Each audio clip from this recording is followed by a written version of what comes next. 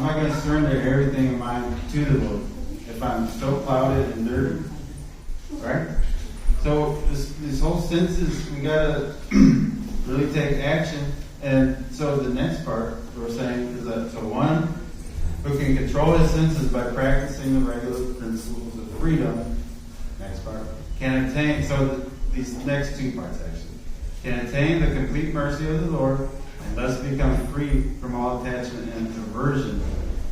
They're kind of symbiotic. It's like one causes the other, and the other causes, so it's like this, it's not. So what does this mean though? Prabhupada explains this really nicely. So he says that in that report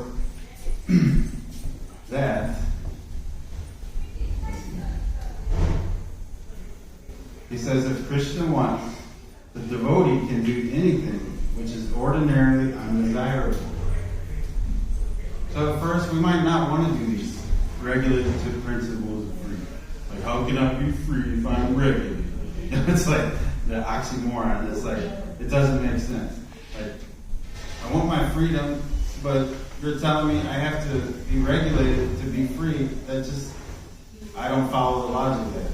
That's because if you're not regulating your senses and trying to control them, like Manaji pointed out, they're going to control you.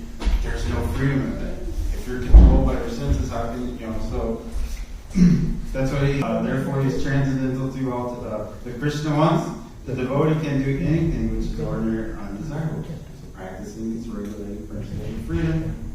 And the devotee can do anything, and if Krishna does not want, he shall not do that which he would have ordinarily done for his own satisfaction. So that's saying, so we're looking at those, the first part is the raga, the attachment. We have to get free from our attachment, or you could say our likes. It's like, I do this stuff because I like it. And the other part is the dvesha, the dislikes. That's our aversion. So he's saying, for Krishna's satisfaction, we'll do what Krishna wants us to do, and we'll not do what we think we want to do. So he's saying, attachment and aversion. We become free from that by doing what Krishna wants, and not doing what you want. You want to satisfy Krishna and not yourself. Does that make sense? It's kind of a tongue twister there. But that's the whole point in this report. He's saying like that because if we hold on a second.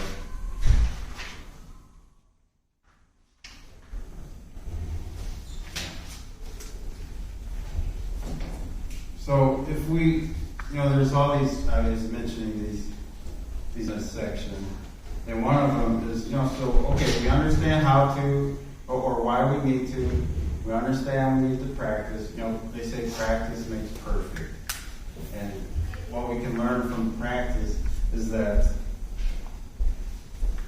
practice means you're going to fail, right? Sometimes you're going to fail, sometimes you're going to have some good days. That's what practice is, and just like a well-trained concert musician, hours and hours, practicing scales and different things, or a well-trained athlete. They just didn't get out of bed and just hit the track and became this amazing runner or hurdle jumper. It takes practice. So that's the only way we're going to be able to control our senses. Is one, relying on the mercy of the Lord, hoping for that, praying for that, and to practice controlling it.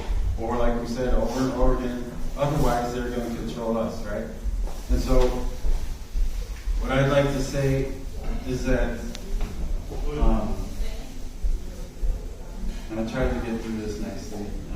Excuse me if it's a little jumbled, but basically what I hope you guys take away from this, and me too including, everyone who sits up here and speaks, we have our work cut out for us too. We're not perfect. We're bhaktis, we're doing our sadhana too. We got lots of room to grow, lots of room. We make errors, I make mistakes, I'll own them. But so one is that if we can learn to tolerate the urges of the senses and engage them in devotional service, that's what Krishna wants. He's says that in this whole section, the later part of the second chapter, that these desires are going to come, tolerate them, engage your senses in my devotional service, fix your consciousness on me. He's telling us this. He's giving us the formula to get away from that. This formidable enemy, the senses. There's any chance. Next is to learn to fix your consciousness on me. So that's what we're saying. Now, when we do this, our intelligence becomes steady. Without steady intelligence, as we saw in the domino effect, we just fall to the next thing, and we're just completely lost. We have to have steady intelligence. And when our intelligence is steady, and we're self-controlled, self-satisfied, we have to find the happiness within. Not our senses. That's not going to give us happiness. What we find is then we can obtain real peace. Back home back together. It's kind of simple, but it's also actually difficult. Not one of us raised our hands at the beginning when I said, who has the senses completely under their control? Not one of us could raise our hands. Right? So, my last point here is that I will invite you, myself to include, is to ask yourself before you do anything. Anything. Am I trying to satisfy the Lord, or am I trying to satisfy myself? It takes about time. Hare Krishna. So we can take one or two questions if you like.